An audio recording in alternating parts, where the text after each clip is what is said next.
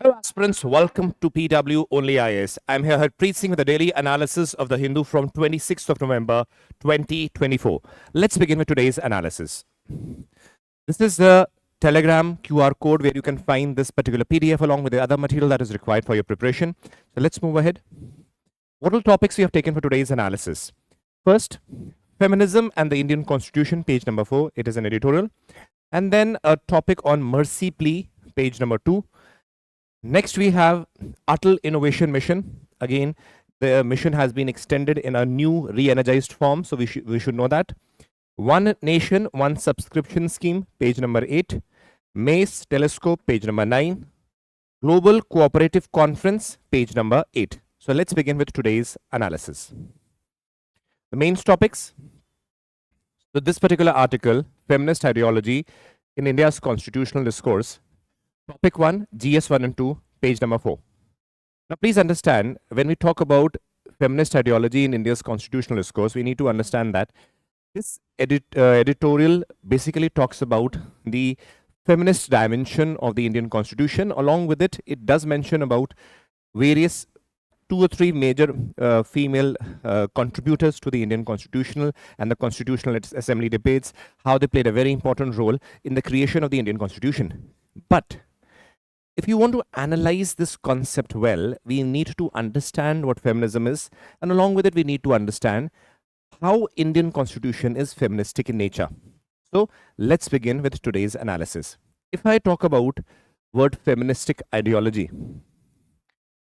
first we need to understand in basic terms what feminism is, right? Very often,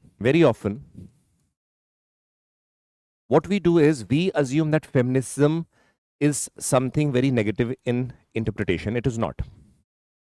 Feminism is an ideology or a school of thought or a philosophy which basically aims at giving equal rights to both men and women. So if we see feminism, it is an ideology, or even you can say philosophy, or school of thought if you want to say. What does it aim at? Which aims at equal rights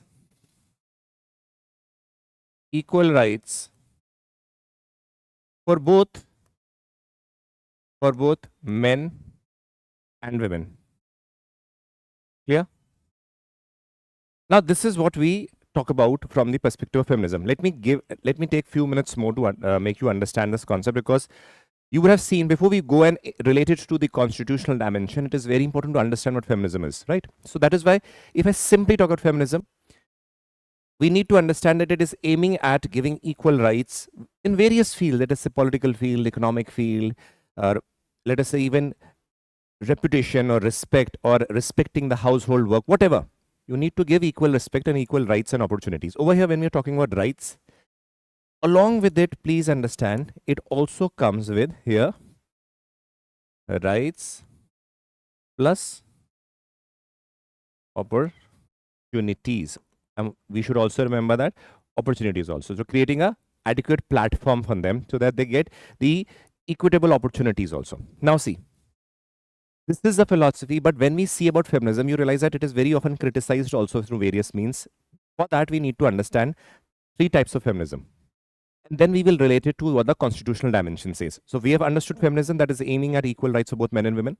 When I see it from the types, please see. One is liberal feminism.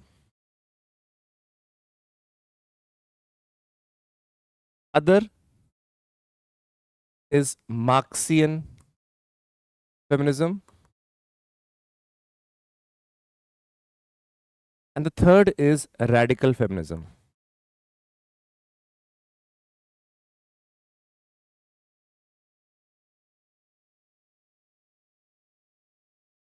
We will not go into too much philosophy, but we need to understand. When I talk about liberal feminism, it is something that even is embodied in the Indian Constitution. Something what we had read right now in the definition, demanding equal rights. is again a core definition of the liberal feminism. That means, see, men and women should be given equal opportunities. Let us say what are they demanding? Let us say we can say about equal political rights, liberal feminist. They might be demanding, let us say, equal pay for equal work for both men and women.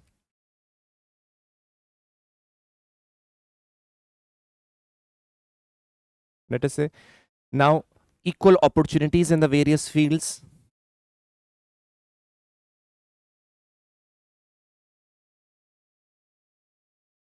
etc. So when we see over here, we would be realizing that this is something that even the Indian Constitution embodies through various directive principles, to various fundamental rights, to the principles of, let us say, given even political rights. Right to vote is given to both men and women. It is not that man has a greater power than the women. No, with respect to constitution equally. So we see these are liberalistic principles which even the Indian Constitution has. So this is something, then again, these are those liberal feminism basically are those philosophy out of the feministic philosophy where we are aiming at again equal opportunities with respect to various social and economic and political dimensions. Very similar to what the definition we have done. But when we come to the Marxist feminism, we very well know that it is inspired from the dimension of Karl Marx. So Karl Marx was a person who was anti-capitalistic and was pro-socialistic philosophy. In that particular case, what do they say this? That the cause for the problems faced by women are the capitalists. The capitalist over here means the rich. For example, when we talk about certain, I'll give you an example. Let us say the factory owners are there. Factory owners will be the rich or the capitalistic class. Many laborers would be working there. Now, those laborers, because they are exploited by the factory owners or the capitalist, might come home and do domestic violence or ill-treat their wives. So this philosophy basically does not blame their husband directly. They blame the capitalist because because the capitalist under whom the laborers are working are exploited, and then they go home and beat their women, or domestic violence happens, or let us say various discriminational aspects come. So over here, the capitalist or the rich class is basically being blamed for the problems that the women are facing. Now, this is also again from the dimension of a philosophy that is inclined towards what Karl Marx had said. The extreme form of feminism is radical feminism, which basically says that the root cause of all the problems that women face is who? Man.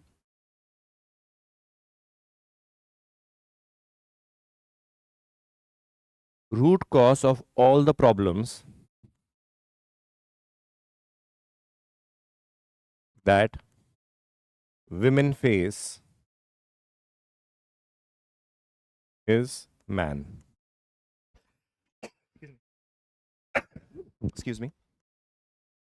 Is man. So that means what is it aiming at? They are blaming the man for all the problems that the women face. And that is why when the radical feminists are there, they try to promote the concept of, let us say, what is the need for marrying men? Promotion of lesbian relations can be there. Anti-man propagandas can be there. So all these things come. Now, please understand. I've explained you the concept of feminism in brief, what is required. So what did we see from the aspect of feminism? Feminism is basically a philosophy, ideology, school of thought, which aims at bringing equal rights, equal opportunities for both men and women. When we talk about liberal feminism upholds the definition of feminism which we did, where all those equal social, economic, political rights are being demanded. Marxian feminism blames the rich or the capitalist class for the exploitation of the women. On the other hand, the radical feminism in an extreme form, which says that the problem is man. Now, when we have defined this, we need to understand that if we are talking about the inclination of feminism, the problem is that extreme form of feminism creates problem. Feminism is not a problem. Radical feminism is a problem because that goes way too outward. That is why our liberal feministic philosophy is encoded in the Indian Constitution. Now comes the context of what we are seeing. When I said feministic ideologies in Indian constitutional discourse, you would see there are constitutional provisions for the women.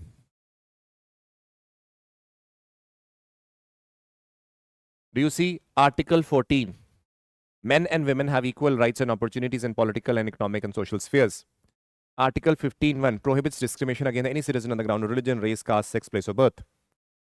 Article 15.3 special provisions enabling states to make affirmative actions in the favor of women.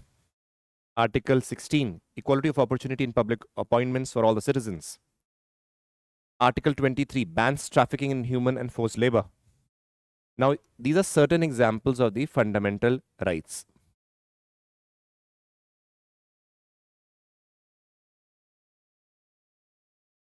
Now, you will be seeing certain directive principles also. Article 39, a state shall direct its policy towards securing all citizens, men and women, equality in rights and means of livelihood. Article 39D, equal pay for equal work for both men and women.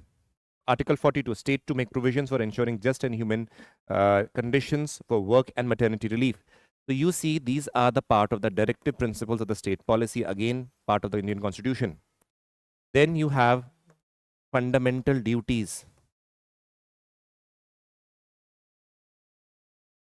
Out of the fundamental duties, in that we have to renounce practices derogatory to the dignity of the women. Again, preventing discrimination, giving equal opportunities, rights, again, are encoded in the Constitution. Then we have Article 300A, right to property to women is also given. 73rd and 74th Amendment basically reserve 1/3 seats, that is 33% seats for the women, so that they can be agents of change and the decision making. Again, along with it, we have the recently passed Women Reservation Bill, which will be, though it is passed, will be implemented after the new census comes and the Delimitation Commission gives its report, and the seats are basically increased in the parliament and the state legislature. Post that, the women reservation will be implemented. So do you see that over here, what the liberal feministic philosophy is trying to achieve through the means of equal opportunities, discrimination should be shunned away. All these things are basically encoded as the principles of the Indian Constitution. So this is liberalistic in philosophy. As I move ahead, you will be seeing that there are judgments. Now the question will come, sir, why have you mentioned the judgments? Judgments are not encoded in the Constitution. Please understand. Supreme Court is the final interpreter of the Indian Constitution. So the judgments that have been passed by the Supreme Court are, most of the cases you'll be seeing, upholding the principles of the Constitution. So that means the judgments given by the Supreme Court also are an extension of the constitutional principles. That is why if you see judgments that are given by Supreme Court, let us take a few judgments. Charu Khurana versus Union of India, 2015, where female practitioners were refused as membership as makeup artist in the Cine Costume Makeup Artist and Hairdresser Association, where this discrimination was shunned and said that women have equal opportunity. So this is again aspect of judgment given by Supreme Court with respect to equality with respect to work. The Secretary, Ministry of Defense versus Babita Punia and others, where the Supreme Court basically stated that women engaged in short service commission in the army seek parity with a male counterpart, and Supreme Court allowed the permanent commission of the women. So this is again a very important judgment. Khush Kalra versus Union of India on January 2018 gave the judgment where institutional discrimination by Union of India against women for not recruiting them into Indian Territorial Army was shunned away. That means they can be recruited in the Territorial Army also. Again, equality of opportunity to work. State of Jammu and Kashmir and others versus Sushila Sahani in the case in 2003, basically a landmark judgment held by a majority of the view that daughter of the permanent residents of Jammu and Kashmir will not lose her status as permanent resident upon the marriage to a person outside the state. Otherwise, earlier it used to happen is that if a girl from Jammu and Kashmir used to marry a boy from a person from outside Jammu and Kashmir, she would lose her property rights. So over here, this was again shunned away by the Honorable Court. MCD versus Female Workers Special Leave Petition. In 1998, Supreme Court held that maternity benefit is applicable to all casual workers and daily wage workers. So that means this was extended to the casual workers also. So now comes, please understand, these are the judgments. Now please understand, there are certain laws also passed. Now these laws, please remember, according to the Supreme Court also, it says that the laws that are passed should keep in mind the directive principles of the state policy. First, second, when I'm talking about certain laws, you'll be seeing that no law passed can basically infringe upon the basic structure of the Constitution, which is the key of the Constitution. That is why, please remember, certain laws are basically passed to uphold the principle of the Indian Constitution. So these are also mentioned in the way to show the feministic ideology, which is an extension of the Indian Constitution. Sati Prevention Act 1987, which again, we will be seeing that strict actions taken with respect to abolition of sati. Amendment to the Criminal Act, again, domestic violence was again an offense and established as a punishable crime in this case. Special Marriage Act 1954, amendment to increase the minimum age of marriage. Hindu Succession Act of 1956, your daughters basically have equal share with respect to the uh, uh, property or assets of the parents with respect to the Hindu marriages. Then you have certain other laws like Immoral Traffic Prevention Act 1986, suppression of immoral trafficking. Dowry Prohibition Act 1961, again the amendment has also been passed of late. Maternity Benefit Act 1961. Now, did you realize this? All these cases, we realize that the Indian Constitution, not only from the time of its making, even today has an inclination, or let us say giving equal opportunities, and let us say creating an atmosphere of equal opportunity for both men and women. So that means it is feministic in nature, and that is why the laws passed in India or the judgments given in India are basically upholding the principles of the Indian Constitution. So that is why we have just mentioned about this. Today is the Constitution Day also. So that means we have discussed the feministic dimension of the Indian Constitution. It is important from the aspect of GS paper 2 because it has the polity section also and social justice. So this question can be very well asked there. Let's move ahead. Topic 2, GS2, Balwant Rajona mercy plea. Supreme Court adjourns the case by 4 weeks. Now please understand, over here the concept of mercy plea becomes important. What is mercy plea?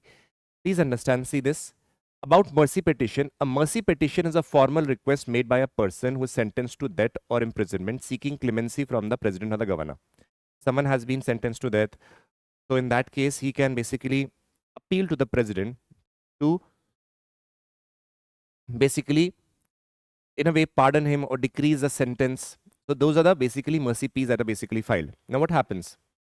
Globally, if you see, this type of system, going to the president and asking for, let us say, clemency, or let us say, decreasing the rigorous form of the punishment that is given to, let us say, from death sentence to life imprisonment. You see, these are present in United States, UK, Canada, and India. Now, please, one more thing is that clemency or asking for mercy from the president or in a case governor also, governor does not have the right to basically pardon a person, but again the president has, and similarly the president has the power to revoke the decision of the court martial. The governor does not have. Just to talk about in advance, the dimension over here in when we talk about mercy pleas is please that there is a possibility that some wrong judgment might have been given by the court, and because it might be arbitrary also, we'll see the judgments of the Supreme Court. That is why such measures have been basically given, but it does not mean that it is a right. That means it is a discretion of the government, which is represented in the form of the president or the governor. It does not give the right to person ki when you file a mercy plea, it will always be accepted. No, it is not a right. It is not a fundamental right. That has to be understood. Now coming to the aspect of constitutional provisions. Provisions in India, mercy petition to the president is a final constitutional resort for the person who is convicted by the court of law. Now, if you talk about the president, Article 72, the Indian Constitution, a convict can present a mercy petition to the President of India. That means a convict who is, let us say, sentenced to death punishment. In that case, you will be seeing that he has a power. That means it is, again, depending on the president, whether the president accepts or not. It is discretionary in the hands of president. Again, discretionary does not mean the president automatically on his own does it. It is basically the cabinet or the government of India who is basically bound, because understand, according to the constitutional amendment that has been passed, the president of India is bound by the decision that is taken by the prime minister, who heads the council of ministers. So over here, when we talk about president, it is actually the government of India, right? So over here, we see the convict can present a mercy petition to the president of India. Under similarly 161, the power to grant pardon is conferred upon the governor of the state also. Article 72, the president has a pardon to grant pardon, reprieve, respite, remission to the punishments, suspend or remit or commute a sentence of any person convicted of any offense, where the punishment is by a court martial for offenses against the law, union laws, and in case where there is a case of death sentence. See, please understand, in case of a union laws also, you have to go to the president. In case of court martial cases also, the president has an exclusive power to, let us say, pardon that the governor does not have. In case of death sentences also, it is again the power of the president also, because the governor cannot pardon it. So we'll see that also.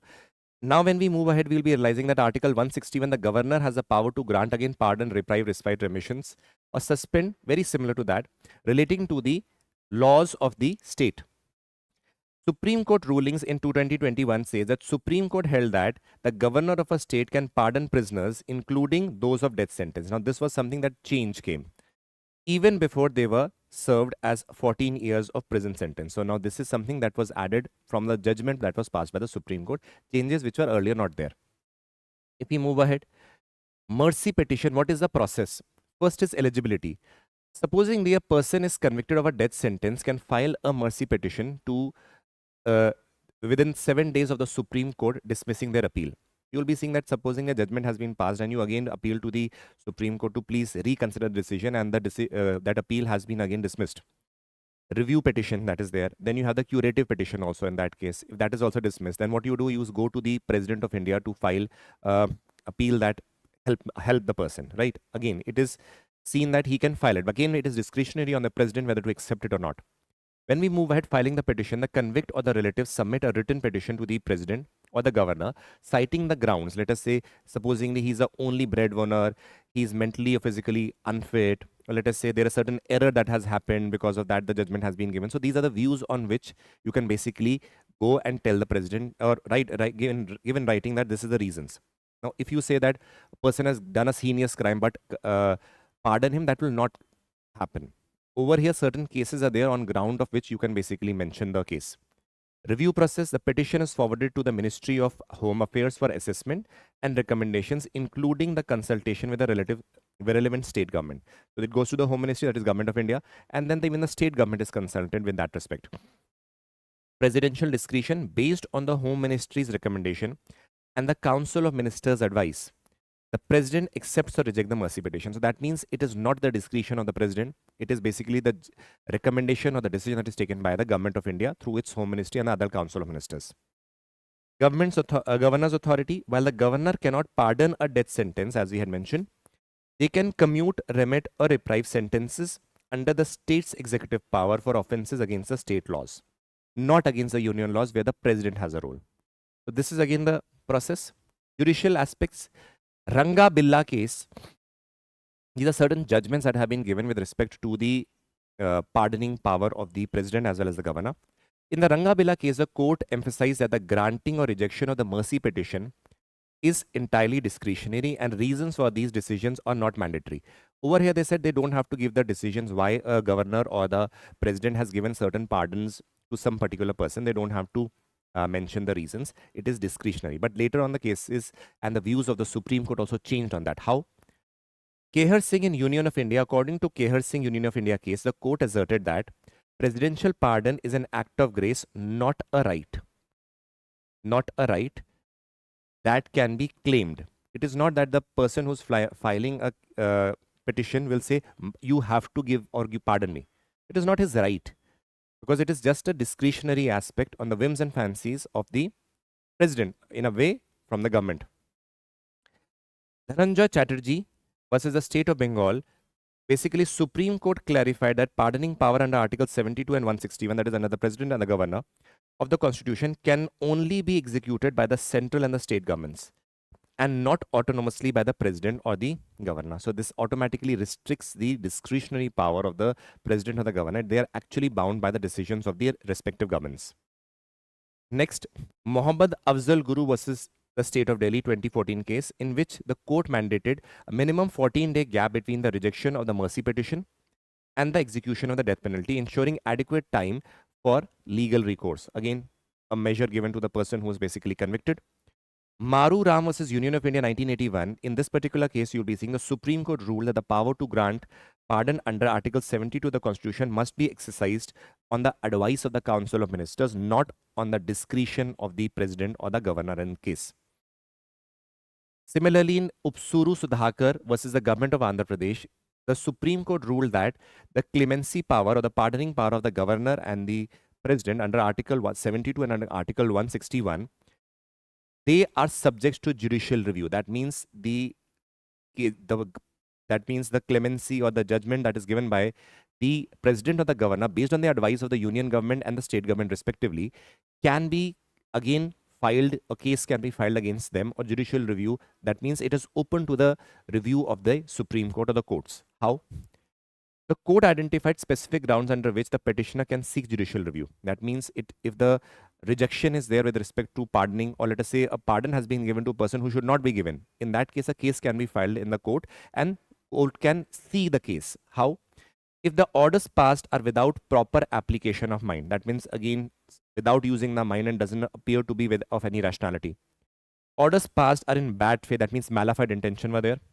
Orders are based entirely irrelevant consideration. Entirely irrelevant reasons and the judgment has been given by the government or through which the president and governor basically gives the orders. Orders exhibiting arbitrariness, that means arbitrary action have been taken by the president or the governor. In a way, what we say, the governments of those places. The union government in case of the president and the state government in case of the governor. So some arbitrary action has been taken while taking the decision.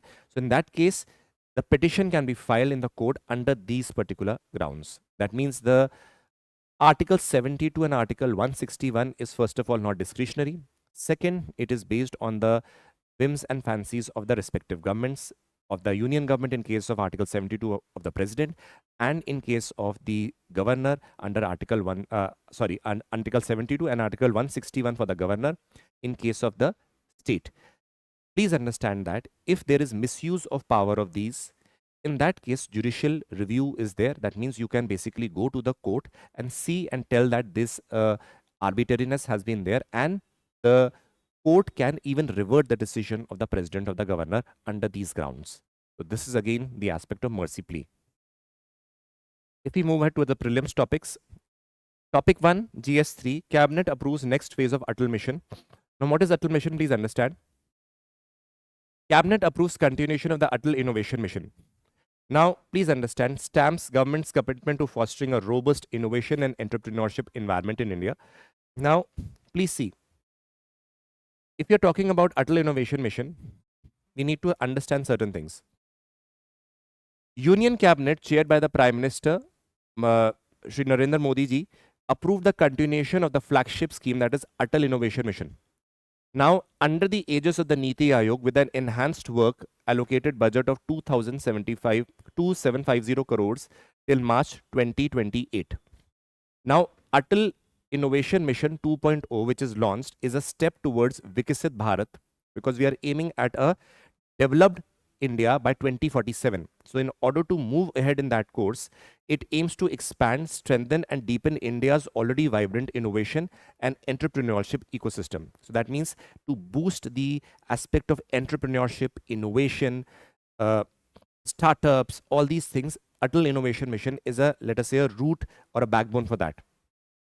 The approval underscores the government's commitment to fostering robust innovation and entrepreneurship ecosystem. Because if that is boosted, we'll be seeing in the global innovation index also, India will rise, because we understand that merely service providing will not help. If you have to provide opportunities, jobs, rise with respect to technology, you have to be innovative. Over there, these basically, Atal Innovation provides an ideal platform for boosting the innovation in the country. Let us see one thing.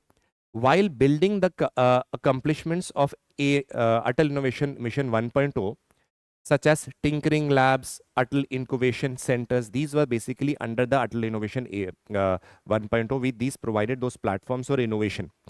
Atal Innovation Mission 2.0 marks a qualitative shift in the mission's approach. That means how does Atal Innovation Mission 2.0 shift from the one, where Atal Innovation Mission 1.0 involved implementing programs that build new innovation infrastructure to strengthen India's nascent ecosystem. That means initially certain infrastructure setup was being done so that an atmosphere is created for innovation. But to take it to the next level, Atal Innovation Mission 2.0 basically involves piloting new initiatives designed to fill the gaps, ecosystems, and scaling successes through central and state government, industry, academia, and community. So what happened in Atal Innovation 1.0?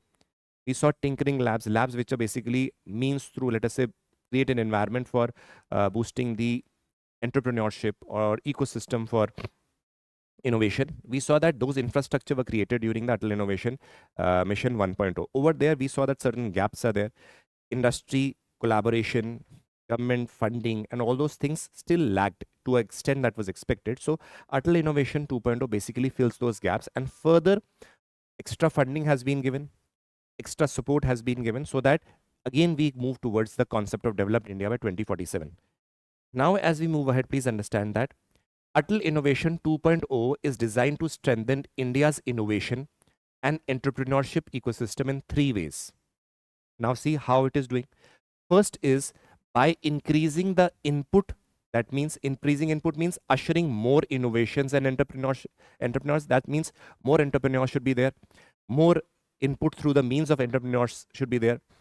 Second is by improving the success rate or throughput. Success rate or throughput means helping more startups succeed. That means more productive output is there. And third, by improving the quality of the output, that is producing better jobs, products, and services. Now, these are the three things on which the Atal Innovation Mission 2.0 is based. First, increasing the number of entrepreneurs. More entrepreneurs would be there. That means increasing the input. Next is, second is improving the success rate or throughput. That means helping more startups to succeed because many startups fail. Third is improving the quality of the output. Output through the means of, let us say, producing better jobs, products, better services that are delivered, and they are able to compete in the global market. So these three things are very important with respect to Atal Innovation Mission 2.0. Similarly, two programs target the increasing the input.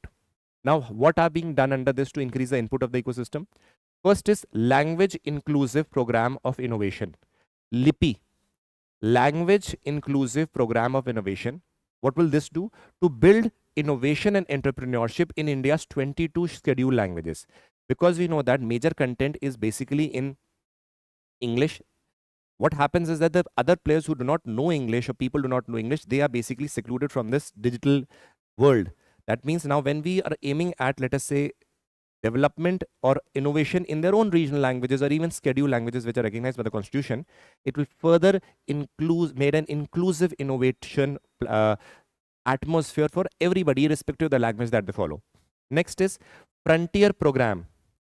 The Frontier Program to create customized templates for innovation and entrepreneurship ecosystem in Jammu Kashmir, Ladakh, and the northeastern region. Now, what is important here? These are the regions which have a lot of capability, but due to various social, economic, and political unrest, they have basically been excluded from the gamut of entrepreneurship. So over there, frontier, that means those regions which are in the frontier regions in a way. You can say northeast region and the Jammu Kashmir region where proper atmosphere needs to be created so that entrepreneurship can be basically boosted in this region. So that is why frontier programs specially targeting the Jammu Kashmir northeastern region. 4 programs target improving the throughput. Now, what are those 4 programs which under Atal Innovation Mission 2.0 are there? The Human Capital Development Program. The Human Capital Development Program basically aims to create a system of producing professionals, managers, teachers, trainers to build and create India's innovation entrepreneurship. Because please understand, if you are going to some business schools or anywhere, if the teachers are not good, it is very difficult for you to gain the knowledge. So the concept of guru that we have, we realize that for a student to have a proper teacher, mentor is very important. So that is why we see over here the human capital development. Over here, we see that system of producing professionals like managers and trainers again are very important for proper guidance, in a way producing the entrepreneurship. The deep tech reactor. Now this is again very important. Deep tech reactor to create a research sandbox for testing ways of commercializing research-based deep technology. Now see, over here means that various technologies and basically being developed, but will they be applicable in a practical world? So we are basically going to do through the deep tech reactor. This is a platform through which various deep technologies, artificial intelligence, machine learning programs are being created. We basically are going to aim at a way through which we will be able to implement them at a ground level. That is what is important. As we move ahead, we'll be seeing that the State Innovation Mission, SIM. We see that the state of the union territories with including strong innovation and the entrepreneurship ecosystem focuses on the areas of strength. SIM is a component of the NITI Aayog State Support Mission. So this is again aiming at assisting the states and the union territories through boosting the innovation at their own level also. Something very similar to the concept of para-diplomacy, which we have in the concept of foreign policy, where the states are included in the diplomatic affairs. Similarly, with respect to the entrepreneurship also, this is one part where state innovation mission, where the states are also central or creating a platform for innovation. The international innovation collaborations, please understand over here, we'll be realizing a lot of international collaborations with respect to various countries, various bodies are going to take place through which best of art technologies can be exchanged, discussed, and something in liaison, or let us say in a way of achieving the sustainable development goals can also be used. But for example, today's green tech technology are one of the most efficient and the profiting industry that we see, along with the defense industry or defense startups. So these collaboration with the various governments do help in a various ways. So this is again a very important dimension over here.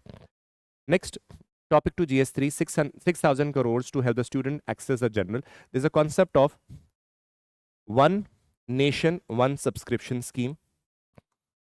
What is one nation, one subscription?